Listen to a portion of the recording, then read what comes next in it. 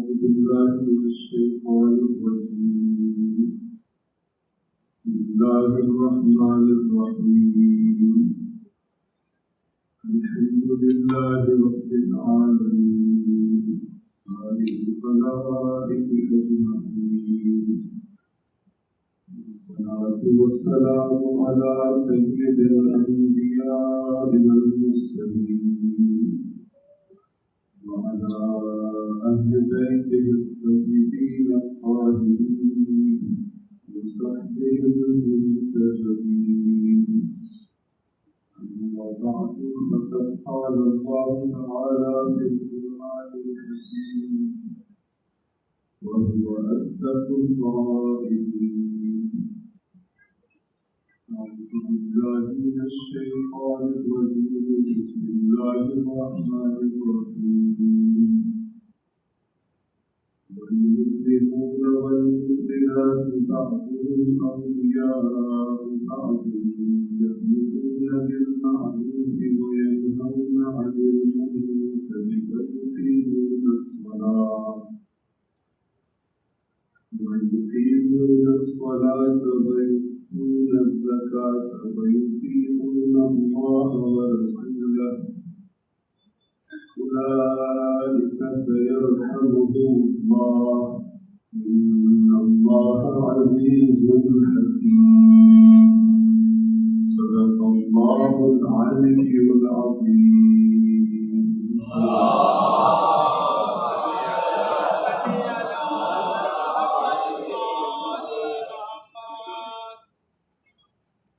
قرآن کریم کی سورہ مبارکہ التوبہ اسے سورہ براءت بھی کہتے ہیں آیت نمبر 71 اللہ تبارک و تعالی مومن مردوں اور مومنہ عورتوں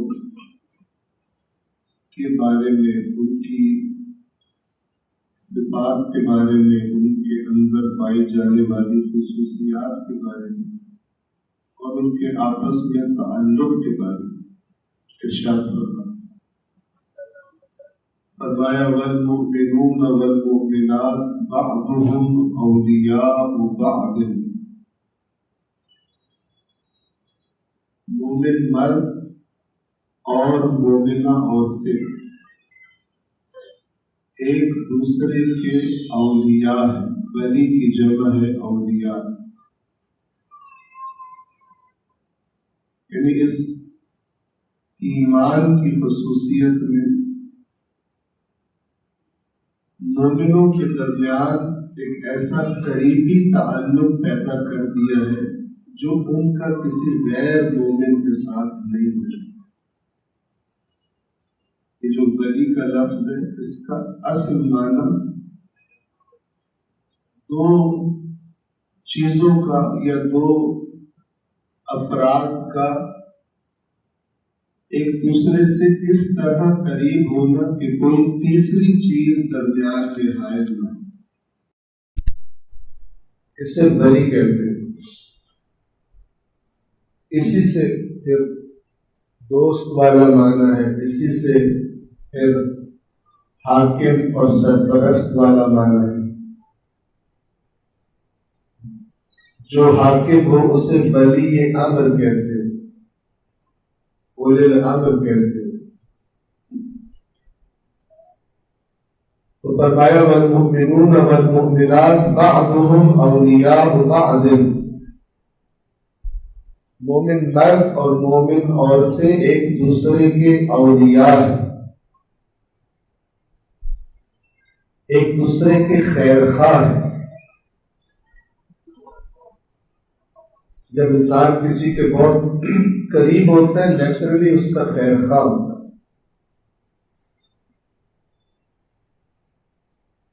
ایسا نہیں ہوتا کہ انسان کو کسی سے محبت بھی ہو، قرب بھی ہو اور بدخواہی کرتا ہو، وہ منافقت ہوتی ہے۔ بظاہر قریب ہو لیکن اندر سے جڑیں کاٹنا چاہتا ہو۔ آپ خوب توجہ فرمائیے گا، یہ اللہ تبارک و تعالی حقائق بیان فرماتا ہے۔ اور میں آپ جب اللہ کے بیان کردہ حقائق کو سنتے ہیں تو پھر ہمیں ان حقائق کے آئینے میں خود کو دیکھنا ہوتا ہے، اپنے آپس کے تعلقات کے حالات دیکھنے ہوتے ہیں۔ ہم بھی تو سب ایک دوسرے کو مومن ہی کہتے ہیں، لیکن بعض اوقات ایک دوسرے کے ساتھ ایک دوسرے کی بعض اوقات لوگ شکل بھی نہیں دیکھنا چاہتے، تو کہیں نہ کہیں تو پرابلم ہوتا ہے،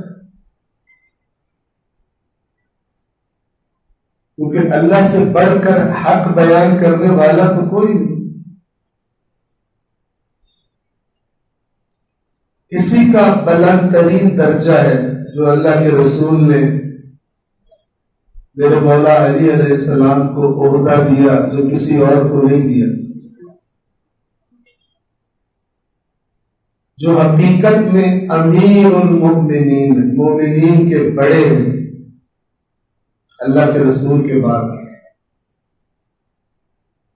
یہ جو میں نے ابھی تک آیت بیان کی ہے اس کے معنی کو ذہن میں رکھیے، میں دوبارہ بولوں کہ اللہ فرما رہا ہے مومن مرد ہوں یا مومن عورتیں ہوں، یہ آپس میں ایک دوسرے کے اولیاء ہیں۔ تو جب ایک مومن جو خود کو مومن سمجھتا ہو، جب وہ ایک عام مومن سے بغض نہیں رکھ سکتا تو پھر علی سے بغض رکھنے والا کون ہو؟ جو مومنوں کا سردار ہے۔ بنیاد اسی آیت میں بتائی گئی بات ہے،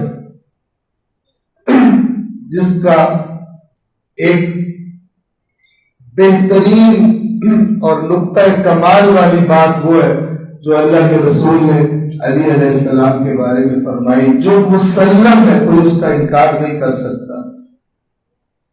خود علی علیہ السلام اس کے راوی ہیں، اور لوگ بھی راوی ہیں، آپ سب اس کے الفاظ سے آشنا ہیں۔ یا علی لا يحبك الا مؤمن ولا يبغضك الا منافق، تو یہ معیار ہے۔ پھر آپ کی خدمت میں عرض کر رہا ہوں، علی تو بہت بڑے، اگر ایک عام مومن بھی ہے تو میرے دل میں بعض اوقات چھوٹے موٹے جھگڑے اختلافات ہو جاتے ہیں، لیکن مستقل بغض پیدا کر لینا کسی کے بارے ایسا بھی ہو جاتا ہے۔ تو اس کا مطلب ہے کہ اگر میری یہ کیفیت بن رہی ہے کسی کے بارے میں تو میرے ایمان میں کوئی پرابلم ہے، ورنہ یہ کیفیت نہیں بن سکتی تھی، چونکہ اللہ اعلان کر رہا ہے کہ مومن مرد اور مومن عورتیں ایک دوسرے کے اولیاء ہوتے ہیں۔ اللہ کا معیار تو نہیں بدلتا۔ پھر فرمایا خصوصیت کیا ہوتی، ان کی بارز واضح نشانیاں کیا ہیں؟ فرمایا یأمرون بالمعروف وینہون عن المنکر، امر بالمعروف کرتے ہیں، نہی عن المنکر کرتے ہیں۔ مومن میرا دوست ہے، میری دوستی ہے اس کے ساتھ، مجھے پتہ ہے ایک یا دو ایسی حرکتیں جو اس کو جہنم میں لے کے جا سکتی ہیں، اور میں اس کو منع نہیں کرتا، کیوں؟ دوست ناراض نہ ہو جائے۔ تو یہ میری دوستی ایمان کی بنیاد پہ نہیں، ویسے میں کوئی اپنا فائدہ حاصل کر رہا ہوں، ٹائم پاس میرا اچھا ہو جاتا ہے اس کے ساتھ، یا مجھے کوئی دنیاوی مفادات ہے اس کے ساتھ۔ اگر میری محبت کی بنیاد ایمان ہوتا تو میں سب قربانیاں دے لیتا، اس کو جہنم کی طرف نہ جانے دیتا، اسے امر بالمعروف کرتا، اسے نہی عن المنکر کرتا۔ حتیٰ کہ اپنی اولاد کے بارے میں. یہ امر بالمعروف والی آیات اس لیے آپ کی خدمت میں آج والی آیت بالخصوص اس لیے عرض کی کہ امام حسین علیہ السلام نے کربلا کا تعارف، اپنے قیام کا تعارف انہی دو الفاظ سے کروایا ہے، امر بالمعروف اور نہی عن المنکر سے. اريد ان امر بالمعروف وانهى عن المنکر واسیر بسیرۃ جد رسول اللہ وابی علی بن ابی طالب. صلوات پڑھیں اہل بیت اطہار.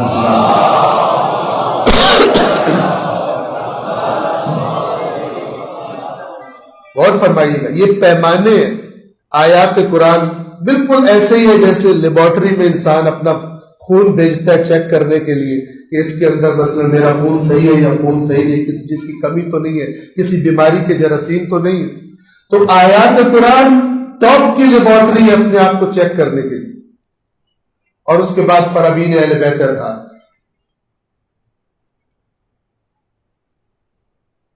ایک انسان ہے، باپ ہے، ٹھیک ہے، اس کو بہت زیادہ فکر ہے کہ میرا بچہ یا میری بچی پڑھائی میں، ایجوکیشن میں کسی سے پیچھے نہ رہ جائے. جتنی میری استطاعت ہے مالی طور پر بھرپور کوشش کرتا ہے، حتیٰ قرضے لینے پڑے قرضے لیتا ہے کہ بچہ پڑھا لے. اور تھوڑا سا کہیں پڑھائی کا اس کی مسئلہ بن رہا ہے، ٹینشن میں ہوتا ہے. لیکن وہی بچہ مثلا خدا نہ خواستہ پڑھتا ہی نہیں ہے نماز، اسے پرواہ کوئی.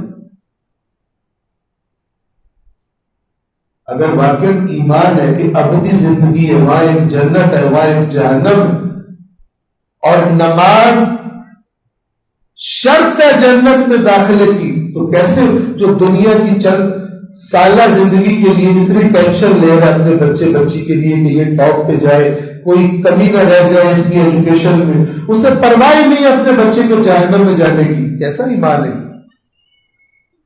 ٹیسٹ جو فرما رہے آیات قرآن ٹیسٹ.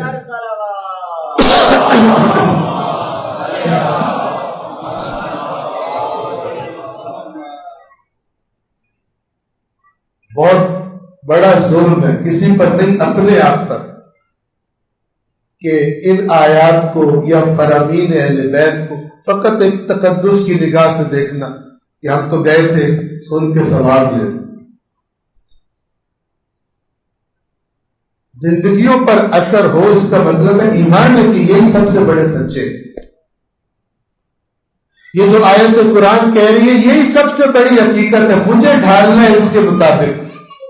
اللہ نے قرآن میں بتایا گزشتہ اقوام، گزشتہ امتیں جب وہ خود ٹیڑے ہوئے تو انہوں نے اللہ نے جو انہیں کتاب دی تھی اس میں تحریف شروع کر دی، اس کی آیات کو ٹیڑھا میڑھا کر دیا، بجائے یہ کہ خود کو سیٹ کرتے اس کے مطابق اس کی سیٹنگ چینج کر لی اپنے مزاج کے مطابق.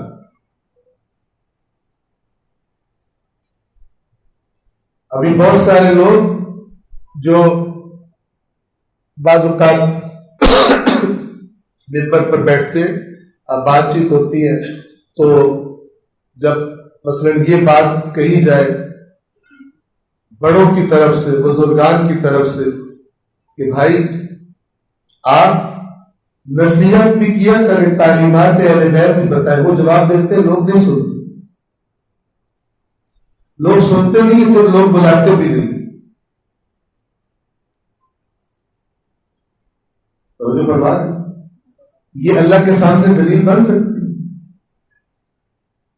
میں اللہ کے سامنے کہوں کہ مثلا میں نہیں فلان فلان بات کرتا تھا چونکہ لوگوں کے مزاج نہیں ہے، تو اللہ تعالیٰ کہے گا میں نے تجھے ٹھیکہ دیا ہوا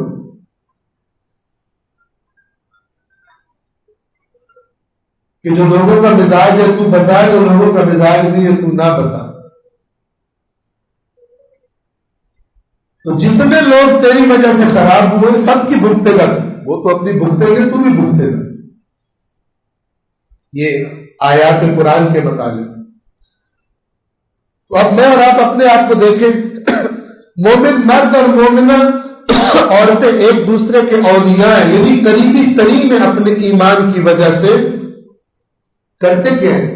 یأمرون بالمعروف وینہون عن المنکر۔ بس اس آیت کو بھی دیکھو تو 61 ہجری میں اس امت کے سب سے بڑے خیر خواہ امام حسین اور ان کے اصحاب تھے، باقی اس فریضے کو ادا نہیں کر رہے تھے ڈر کی وجہ سے یا لالچ کی وجہ سے، اور حسین علیہ السلام اور ان کے اصحاب اس فریضے کو ادا کرنے کے لیے نکلے۔ اس آیت کے سب سے بڑے مصداق، یہ جو کہا جاتا ہے نا قرآن مجید کی آیات کا سیدھا اہل بیت کا، اصل معنی یہ ہے کہ جب آپ اللہ کے احکام کو قرآن میں پڑھتے ہو اور پھر اہل بیت اطہار کے عمل کو دیکھتے ہو، آپ کو ان کے مقابلے کا کوئی دکھائی نہیں دیتا جس نے آیات قرآن پر اس طرح عمل کیا ہو۔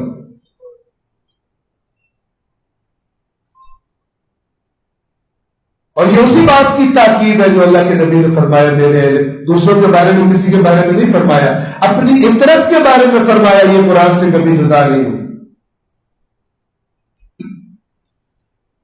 اور کیونکہ اہل بیت رسول کبھی قرآن سے جدا نہیں ہو سکتے، توجہ فرمائیے گا خوب، اسی لیے ہم کہتے ہیں کہ یہ نظریہ ہرگز درست نہیں ہے کہ کہا جائے کربلا ایک استثنائی معاملہ ہے، اس کا مطلب ہے استثنائی ہے یعنی قرآن سے جدا ہو گئے، کہ ہرگز کربلا قرآن مجید کے احکام سے جدا نہیں ہے بلکہ اسی کے احکام کی اطاعت کا نتیجہ ہے۔ توجہ فرما رہے ہیں، جب قرآن کے احکام کی اطاعت کا نتیجہ ہے کربلا، تو پھر جیسے قرآن ابدی ہے کربلا بھی ابدی ہے۔ ایک چیز جو ہمارے ذہنوں میں ہے یا ڈال دی گئی وہ یہ جملہ کہ مثلا کربلا استثناء ہے کیونکہ باقی ائمہ نے تو پھر یہ نہیں کیا۔ اس بات کی گہرائی میں اترنے کی ضرورت ہے، اور فرمائیے گا میری بات پر، یعنی امام حسین علیہ السلام نے ایک استثنائی کام کیا اور باقی ائمہ نے کچھ اور کیا، تو پھر دونوں میں سے ایک تو جدا ہوا نا قرآن سے۔ اور جو کربلا کے استثنائی واقعہ ہونے کے قائل ہیں، یعنی ہم نے کربلا سے سیکھنا نہیں ہے، ہم نے کربلا کو پرسے کے طور پہ لینا ہے، کربلا اللہ نے بس بنا دی کہ انسان کے گناہوں کی بخشش ہو، یہ نظریہ مسیحیت سے ملتا جلتا ہے۔ حضرت عیسیٰ نے ظلم برداشت کیا تاکہ ان کی امت بخشی جائے، انہوں نے اپنے دین میں تحریف کی، انہوں نے تعلیمات عیسیٰ علیہ السلام میں تحریف کی، اللہ تعالیٰ نے ان کے غلو اور ان کی تحریف کے بارے میں قرآن کو بھرا ہوا۔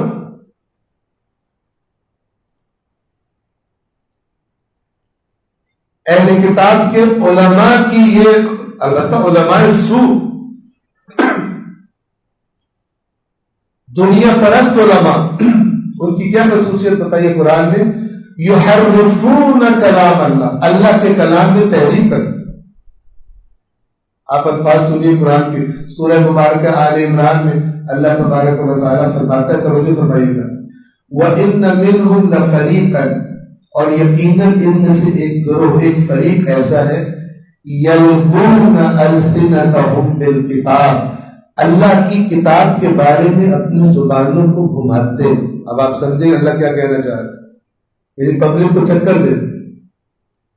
یلقون السنتهم بالکتاب لتحسبوه من الکتاب، تاکہ تم سمجھو کہ یہ کتاب میں لکھا ہوا ہے، کیونکہ خود تو تم نے پڑھی کوئی، تو تمہیں یوں لگے گا مولانا نے قرآن سے ثابت کر دی، اور کبھی دیکھا نہیں کہ وہاں پہ کیا لکھا ہوا۔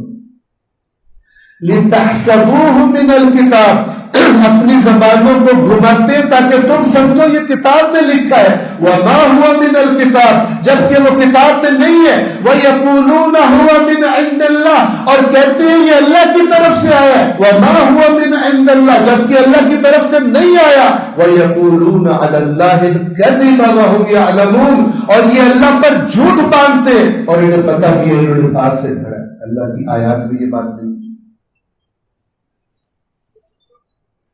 تو یہ باتیں اللہ نے گزشتہ اقوام کی کیوں بیان کی؟ عبرت کے لیے، تاکہ امت محمد مصطفیٰ صلی اللہ علیہ وآلہ وسلم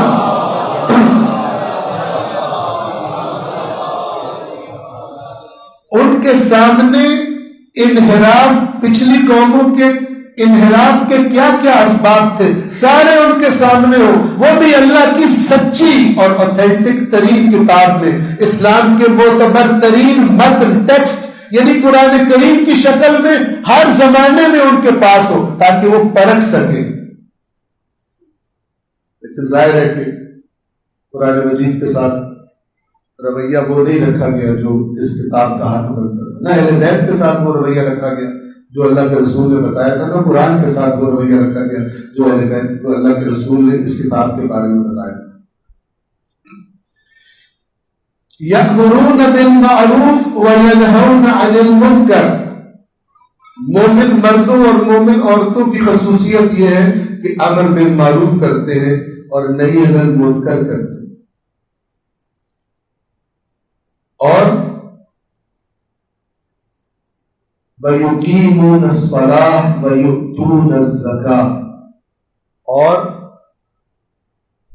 حقوق اللہ کے بارے میں بھی سنجیدہ ہوتے ہیں اور حقوق العباد کے بارے میں بھی سنجیدہ ہوتے ہیں۔ نماز حقوق اللہ کی علامت ہے اور زکوٰۃ غریبوں مسکینوں یعنی حقوق العباد کی ایک علامت ہے۔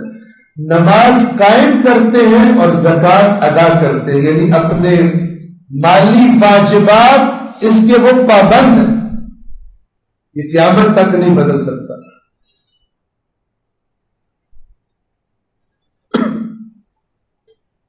اب یہاں پر ایک سوچنے کی دعوت دے کے، فکر کی دعوت دے کے ایک بات کرنا چاہتے ہیں۔ البتہ علماء نے ان کو بیان کیا ہے۔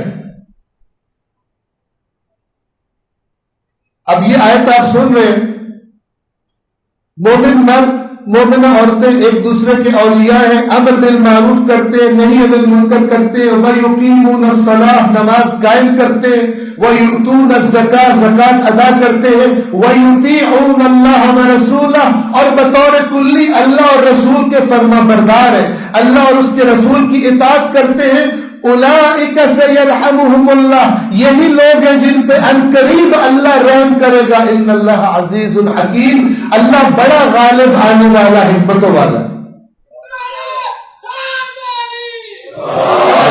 توجہ فرمائیے، اب یہ اس آیت کے مطالب کو ذہن میں رکھیے، سمجھانا چاہ رہا ہوں کچھ آپ کو۔ اس آیت کریمہ کے مطالب کو ذہن میں رکھیے، مومن کی کیا خصوصیات بتائی ہیں، اور پھر آپ اس روایت کو لیجئے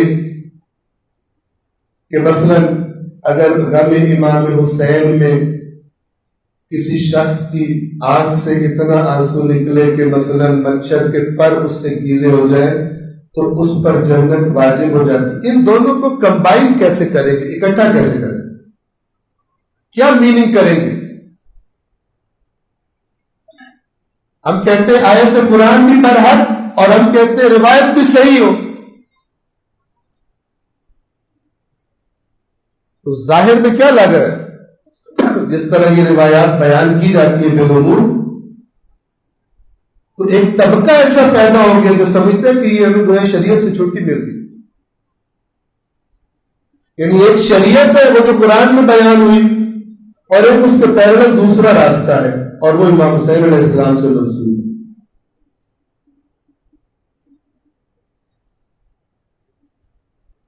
یعنی یا وہ کر لو،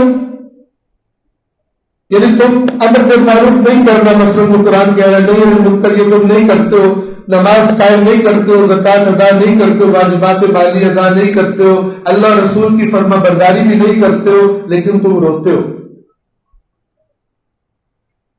کس طرح حل کریں گے اس کو؟ تو یاد رکھیے اس کی جنگ موجود ہے۔ یہ کس آنسو کی بات کی جا رہی ہے کہ ایک شخص جو غفلت میں زندگی گزار ہے، جو اللہ سے دور ہے، وہ آتا ہے مجلس عزائے امام حسین میں، اس دین کی بقا کے لیے حسین کے قیام کو سنتا ہے، حسین پہ ہونے والے مظالم کو سنتا ہے کہ کس طرح اس دین کی بقا کے لیے امام حسین نے اپنا سب کچھ قربان کیا، اس کی آنکھ سے آنسو جاری ہوتا ہے، اس کو معرفت ملتی ہے کہ یہ دین کتنا قیمتی ہے اور میں اس دین سے دور ہوں، اس آنسو میں پاور ہے اسے معاف کرانے کی۔ لیکن آئے آنسو بہائے باہر جا کے ویسا کا ویسا ہو، امام حسین کے ساتھ کسی اور کوئی اٹیچمنٹ نہیں ہے، کہتا ہے میرا آقا حسین ہے، لیکن کیسا آقا جس کی بات نہیں مانی، جس کو صرف رونا ہے۔ یہ منطقی نہیں ہے۔ بعض اوقات بلکہ اکثر اوقات خوشخبریاں سنانے والے فرامین کیونکہ سننے والے اس سے زیادہ لطف اندوز ہوتے ہیں، اچھا لگتا ہے ان کو، یہ زیادہ سنائے جاتے ہیں، لیکن ان کی قیود، ان کی شرائط، ان کی کنڈیشنز نہیں بتائی جاتی، جس کی وجہ سے پھر اس طرح کا طبقہ وجود میں آنا نیچرل ہے، جو سمجھتا ہے کہ ہمیں ایک اور راستہ پتہ چل گیا ہے کامیابی کا، جنت میں جانے کا، لہٰذا شریعت کے احکام پر عمل کی ٹینشن لینے کی ضرورت نہیں۔ سلوات پڑھیں محمد والا۔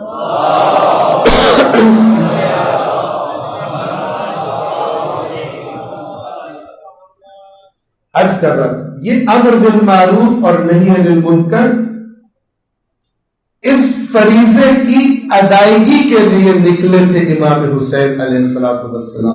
لفظ نہیں ہے لیکن بات یہی ہے۔ مثلا بصرے والوں کو خط لکھتے ہیں، کیا فرماتے ہیں؟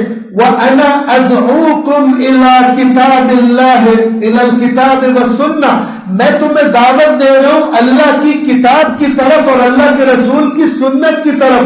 وجہ کیا، کیوں دعوت دے رہا ہوں؟ فَإِنَّ السُّنَّةَ قَدْ أُمِيتَتْ، اس لیے کہ رسول کی سنت کو مار دیا گیا ہے۔ وَإِنَّ الْبِدْعَةَ قَدْ أُحْيِيَتْ، اور بدعتیں نئی نئی چیزیں دین میں داخل کی جا رہی ہیں، لہذا حسین ابن علی نکلا ہے تمہیں کتاب و سنت کی طرف واپسی کی دعوت دینے کے لیے۔ امر بالمعروف اور نہی عن المنکر ہی۔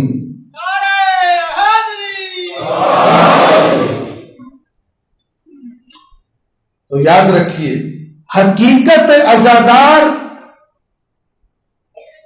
جو اپنی گردن پر حسین کی دی ہوئی ذمہ داری کو محسوس کر،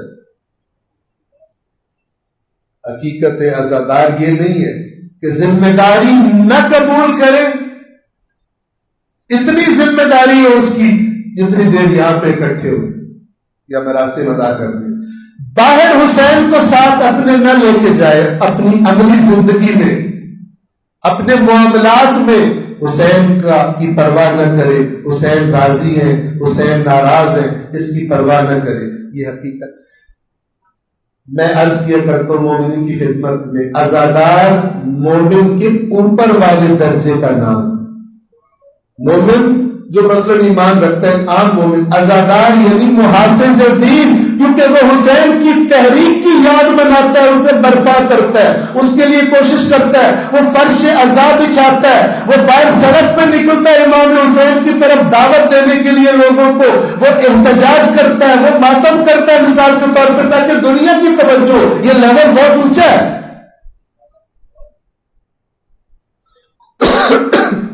اور یہاں پر ایک اور بات بھی عرض کر دوں، بعض لوگوں نے، بعض افراد نے، سب نے نہیں،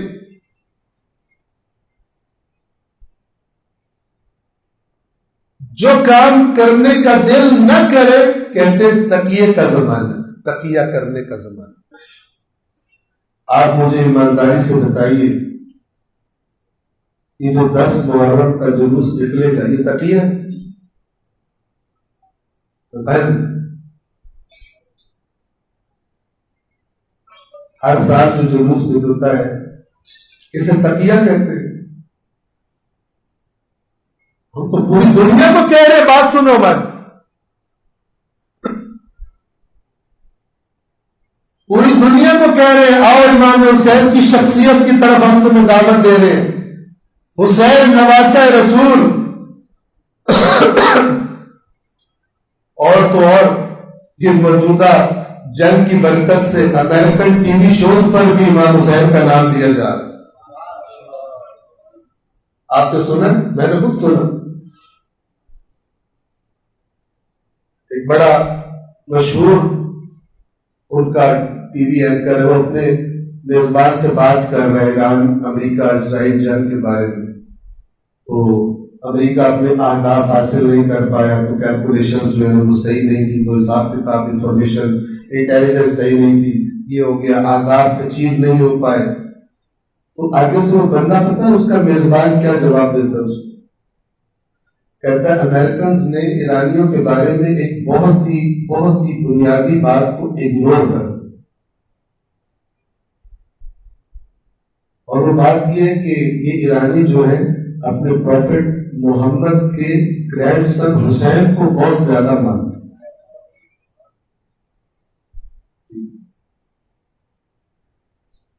اور وہ جو حسین تھے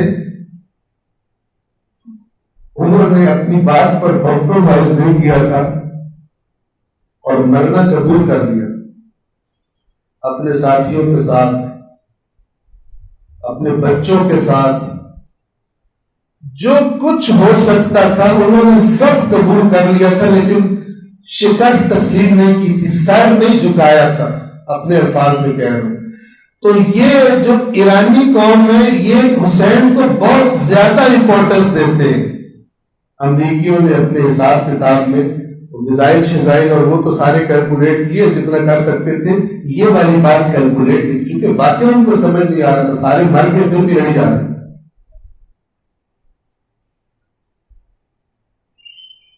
ساری طور کی لیڈرشپ ماری گئی۔ مثال کے طور ان کی کیلکولیشن کیا تھی؟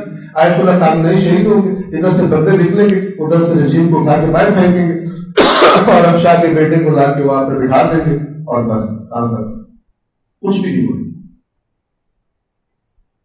اور ابھی بھی آج آپ جو دیکھ رہے ہیں یہ ڈیل والا مسئلہ، اگر آپ غور فرمائیں اس ڈیل کے شکوں پر بھی غور کریں، 14 نکاتی 14 پوائنٹس ہیں، ٹھیک ہے نا، تو اس میں امریکہ نے زیادہ کچھ دیا ایران میں، ابھی فی الحال، آگے تو پھر ابلیس ہوتا ہے نہیں معلوم، ٹھیک ہے۔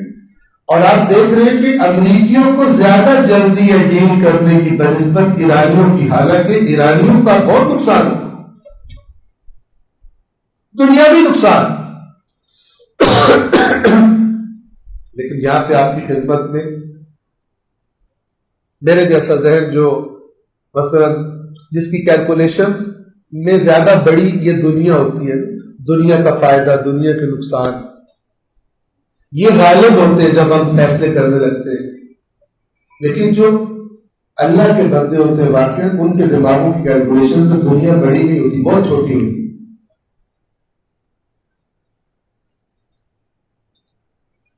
جن کی سوچ کی پرورش واقعی اللہ کی آیات نے کی ہو، وہی الہی جن کی سوچنے کی بنیاد ہو، فرق ہو۔ ایک مثال اللہ کے رسول کی زندگی سے آپ کو دیکھو، صلوات پڑھیے رسول اللہ کی ذات پر۔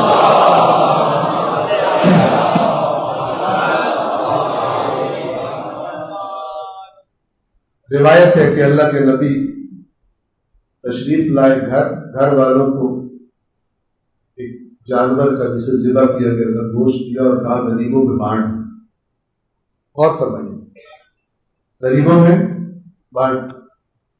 کچھ دیر کے بعد جب تشریف لے گئے، جب واپس آئے کچھ دیر کے بعد، تو اس گوشت کے بارے میں سوال کیا۔ اب مجھے چاہیے، ہمیں چاہیے کہ اپنی سوچ کو اس طرح مولڈ کریں، الفاظ کے یوز ہم کیسے کریں۔ تو اللہ کے نبی نے سوال کیا، اور رسول اللہ تربیت کیسے فرماتے ہیں۔ اللہ کے نبی نے سوال کیا کہ وہ جو میں نے گوشت دیا تھا کیا بنا؟ تو انہوں نے کہا کہ مثلا اتنا دے دیا ہے کس کو؟ غریبوں کو، اور اتنا بچا ہے، اتنا دے، مثلا آدھا دے دیا اور آدھا مثال کے طور پر آدھا دے دیا اور آدھا بچا ہے، اللہ کے نبی نے فرمایا غلط کہہ رہے ہو، جو دے دیا ہے خدا کی راہ میں وہ بچ گیا،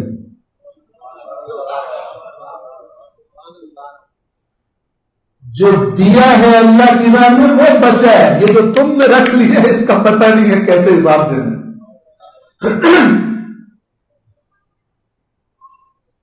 ایک ایران عراق کی جنگ کے شہید تھے، شہید آوینی ان کا نام ہے۔ انہی تعلیمات سے سیکھ کر پھر انہی فرامین کے شکم سے نکلے ہوئے جملے پھر ان کی زبانوں پر بھی جاری ہوئے۔ انہوں نے جنگ کے شہداء کے بارے میں کہا، ہم لوگ سمجھتے ہیں شہداء چلے گئے اور ہم بچ گئے، جبکہ حقیقت یہ ہے کہ شہداء بچ گئے، ہمارا پتہ دیں گے عاقبت کیا ہوگا، وہ تو صرف ہوگا۔ اگر میرا ایمان ہے وَلَا تَحْسَبَنَّ الَّذِينَ قُتِلُوا فِي سَبِيلِ اللَّهِ أَمْوَاتًا، اور گمان بھی مت کرنا ہرگز کہ جو لوگ اللہ کی راہ میں قتل ہوئے وہ مردہ ہیں۔ تم اس دنیا کی وجہ سے پیار کرتے ہو نا، مزے مزے کے کھانے، نرم و ملائم بستر، اچھی اچھی سیر و تفریح، ان لذتوں کے لیے تمہیں موت بری لگتی ہے نا، تو ہم تمہیں بتا رہے بل احیاء عند ربهم يرزقون، تم سے کئی گنا بہتر رزق اللہ کے پاس پا رہے، اور جو اللہ نے انہیں دیا فرحین بما آتاهم اللہ من فضل، اللہ نے اپنے فضل سے جو انہیں عطا کیا اس پر وہ خوشیاں منا رہے ہیں کہ شکر ہے اس گند کی وجہ سے یہ خراب نہیں کیا۔ یہ میں نے وضاحت میں جملہ بولا،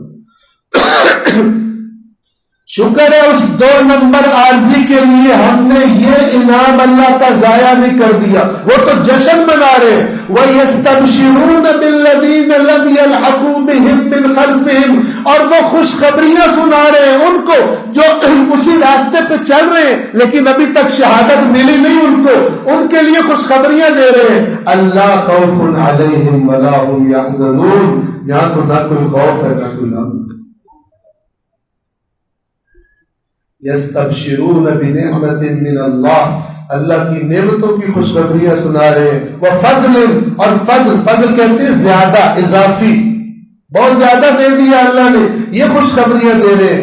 وَأَنَّ اللَّهَ لَا يُضِيعُ أَجْرَ الْمُؤْمِنِينَ، اور یہ خوشخبریاں دے رہے ہیں کہ اللہ مومنوں کا اجر ضائع نہیں کرتا۔ سلوات پڑھیں۔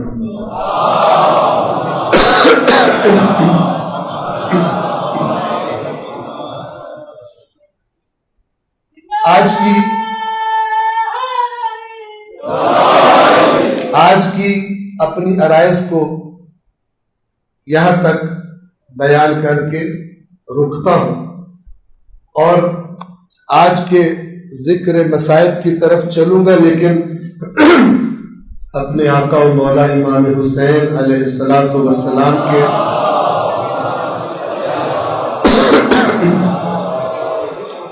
خطبے کو بیان کر کے جو امام حسین علیہ الصلوۃ والسلام نے مکہ چھوڑتے ہوئے خطبہ ارشاد فرمایا۔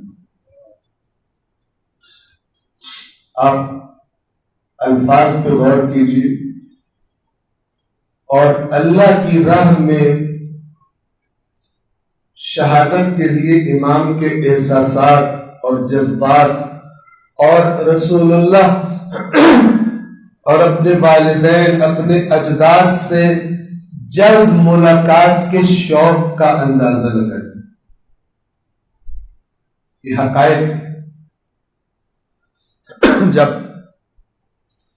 قرآن نے بیان کیا نا، یہ موت کا جو معاملہ ہے یہ بھی ایک عجیب و غریب ٹیسٹ ہے ایمان کا، یہ بھی قرآن کی میں لیبارٹری کہتا ہوں، اس نے بتایا ہو کہ یہ ٹیسٹ ضرور کرتے رہو۔ کچھ لوگ ہوتے ہیں نا وہ ریگولر اپنے ٹیسٹ کرواتے ہیں۔ تو ایک قوم بنی اسرائیل، ان کا یہ عقیدہ تھا جسے اللہ نے قبول نہیں کیا کہ درست عقیدہ ہے، سختی سے کنڈیم کیا، اس کو رد کیا، کہاں سے تم نے یہ لکھوا لیا، کہاں سے اللہ سے تم نے ایگریمنٹ دے دیا، کس عقیدے کا؟ وہ کہتے تھے کہ جنت صرف ہماری ہے۔ تو اللہ نے اپنے رسول کو حکم دیا، یہ سورہ بقرہ میں بھی ہے اور تھوڑے سے الفاظ کے اختلاف کے ساتھ سورہ جمعہ میں بھی ہے۔ سورہ جمعہ والی جگہ میں پڑھ دیتا ہوں، آپ سنتے رہتے ہیں آشنا ہے۔ قل یا ایھا الذین ھادوا، اے رسول آپ کہیے اے یہودیو، ان زعمتم انکم اولیاء للہ، اگر تمہیں زعم ہو گیا، گمان باطل، تمہیں یوں لگ رہا ہے کہ تم ہی اللہ کے ولی ہو، اولیاء اللہ کو بڑے پیارے ہو تم، اللہ کے بڑے کلوز ہو تم۔ میں نے عرض کیا ولی کا اثر مانا وہ کلوز ہونے کا، قرب کا مانا۔ ان زعمتم، اگر تمہیں یہ گمان ہو گیا، باطل گمان، کہ انکم اولیاء للہ، کہ تم اللہ کے اولیاء ہو، من دون الناس، باقی لوگ نہیں ہیں، تم کو اسپیشل لوگ ہو، فتمنوا الموت، موت کی تمنا۔ مزیدار کیسے؟ میرا بھی آپ کا موت کیسی لگتی؟ موت کیسی لگتی؟ معنی یہ نہیں ہے کہ انسان کہے میں نے ابھی مرنا ہے، میرا دل کرے ابھی مروں میں، نہ، معنی وہی ہے جو پھر اہل بیت اطہار نے وضاحت فرمائی ہے۔ ایک دعا میں امام سجاد فرزند امام حسین فرماتے ہیں،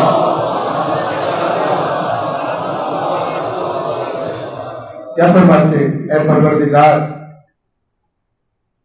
دعا مانگ رہے اللہ سے، جب تک تو دیکھے کہ میری زندگی تیری فرما برداری میں گزر رہی ہے، مجھے زندگی دینا، اور جب تو دیکھے کہ میری زندگی شیطان کی چراگاہ سمجھتے ہیں جہاں سے آئے چل جائے، اپنا کام کروا جائے مجھ سے، جب تو دیکھے کہ میری زندگی شیطان کی چراگاہ بننے لگی ہے تو مجھے موت دے دے۔ یعنی جب زندگی وہ دے جو تیری اطاعت میں گزرنے والی، تاکہ تیری اطاعت کر سکوں، نیکیاں کر سکوں، تیری فرما برداری سے تیرا مزید قرب حاصل کر سکوں۔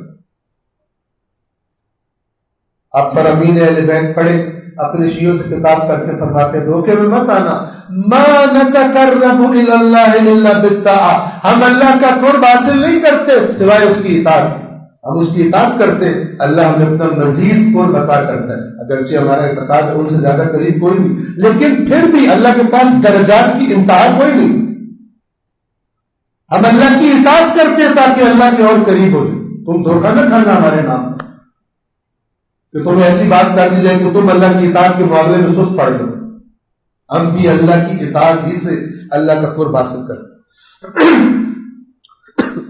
تو امام جب مکہ سے نکلنے لگے ہیں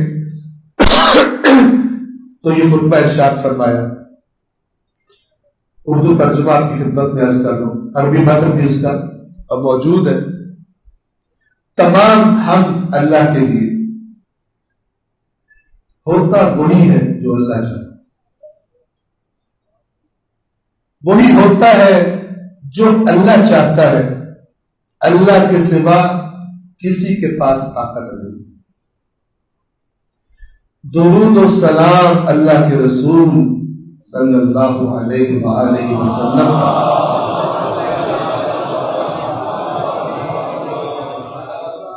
اب امام کی تفصیل دیکھیے، موت کو کس کے ساتھ شباہت دے۔ انسانوں کے لیے موت اسی طرح لازم کر دی گئی ہے جس طرح دوشیزہ کے گلے پر گردن بند کا اثر لازم ہوتا ہے۔ ایک دوشیزہ نوجوان لڑکی ہار اگر دیر تک پہنے رکھے تو نشان پڑ جائے، تو موت تو اس طرح آنی ہے سب۔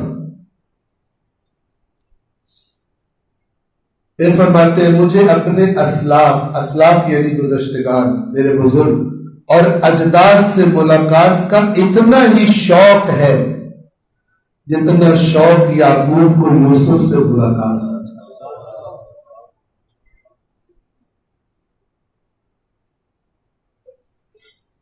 میری قتل گاہ معین ہو چکی ہے، جہاں میں پہنچ کر رہوں گا۔ آج کربلا میں ورود کا ذکر کرنا ہے۔ میری قتل گاہ معین ہو چکی جہاں میں پہنچ کے رہوں گا، گویا میں خود دیکھ رہا ہوں، یعنی ابھی سے میں تصور کر رہا ہوں، دیکھ رہا ہوں کہ صحرا اور بیابان کے بھیڑیے، بظاہر انسان لیکن اپنے باطن کے اعتبار سے درندے، اور گویا میں دیکھ رہا ہوں کہ صحرا اور بیابان کے بھیڑیے سرزمین کربلا اور نواویس کے درمیان میرے جسم کے ٹکڑے ٹکڑے کر کے اپنے بھوکے پیٹ اور خالی تھیلے بھر رہے، اپنے میدے بھر رہے۔ گویا میں دیکھ رہا ہوں کہ میرے ساتھ یہ کیا جا رہا ہے۔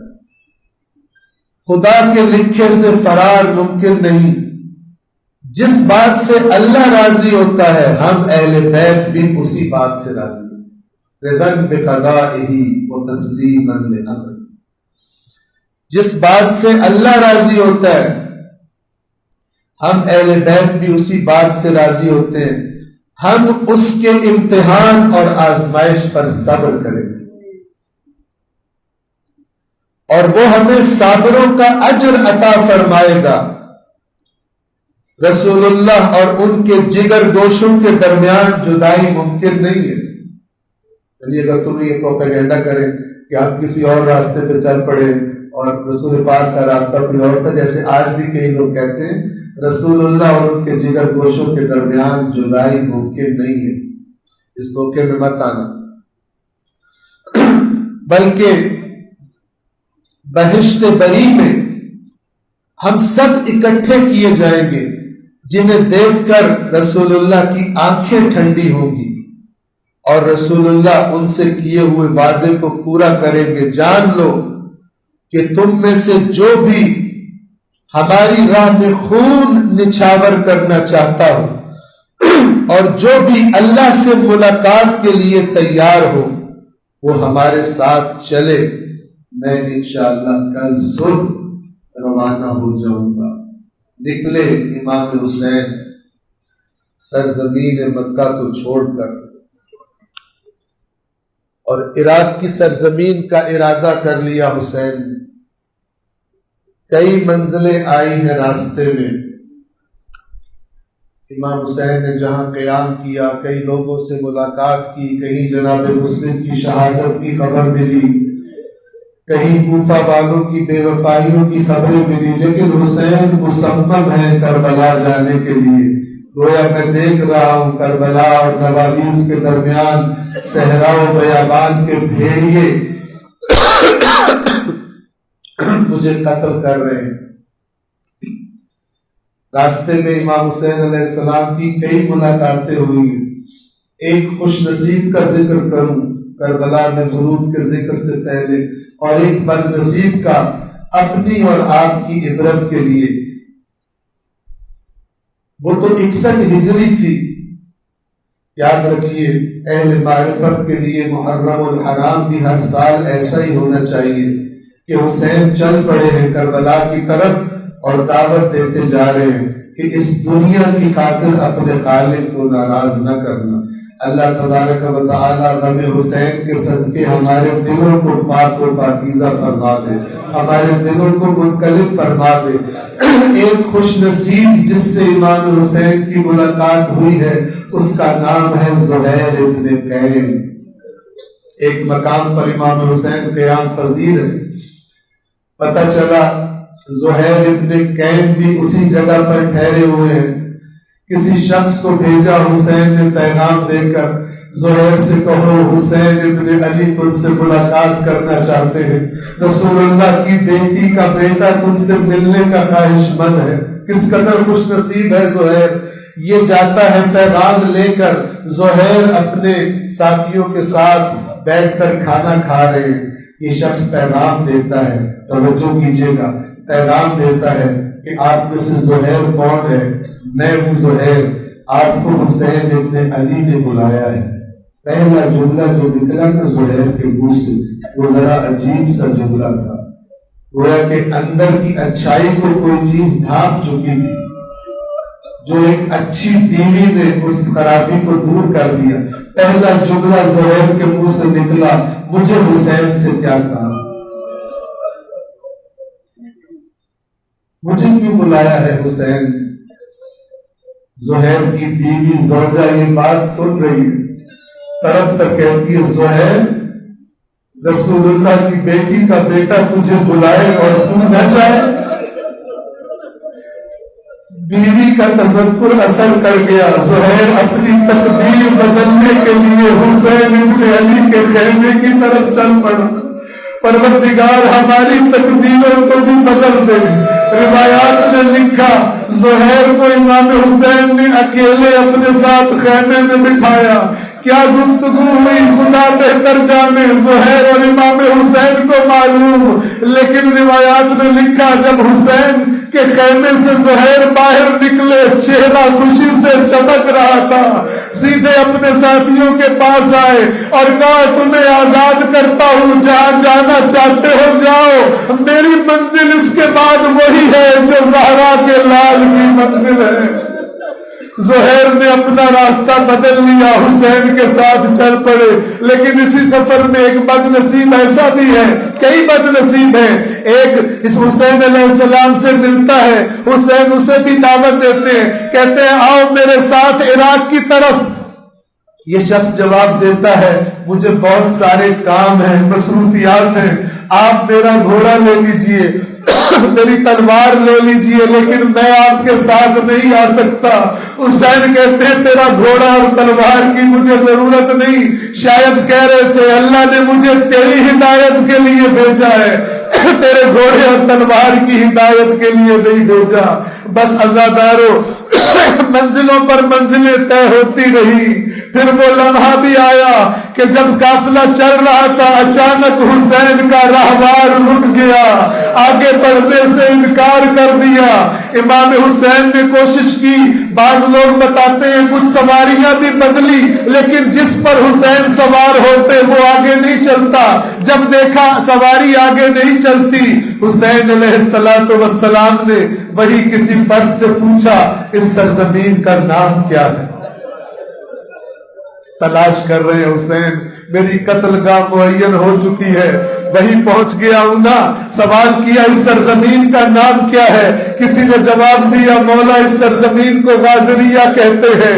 حسین نے کہا نہیں مجھے کوئی اور نام بتاؤ، اس سرزمین کا کوئی اور نام بھی ہے۔ کسی نے کہا اس کو شبت فرات بھی کہتے ہیں، لیکن حسین کی سماعت کوئی اور نام سننا چاہتی ہے، کوئی اور نام بتاؤ۔ کسی نے کہا اس کو سرزمین طف بھی کہا جاتا ہے، نہیں مجھے کوئی اور نام بتاؤ۔ اتنے میں ایک شخص کہتا ہے اے حسین ابن علی اس سرزمین کو کربلا کہتے ہیں۔ عزاداروں کربلا کا نام آیا، حسین ابن علی نے منہ آسمان کی طرف کیا، فرمایا اعوذ باللہ من کرب و بلا، اللہ کی پناہ میں آتا ہوں کرب و بلا سے۔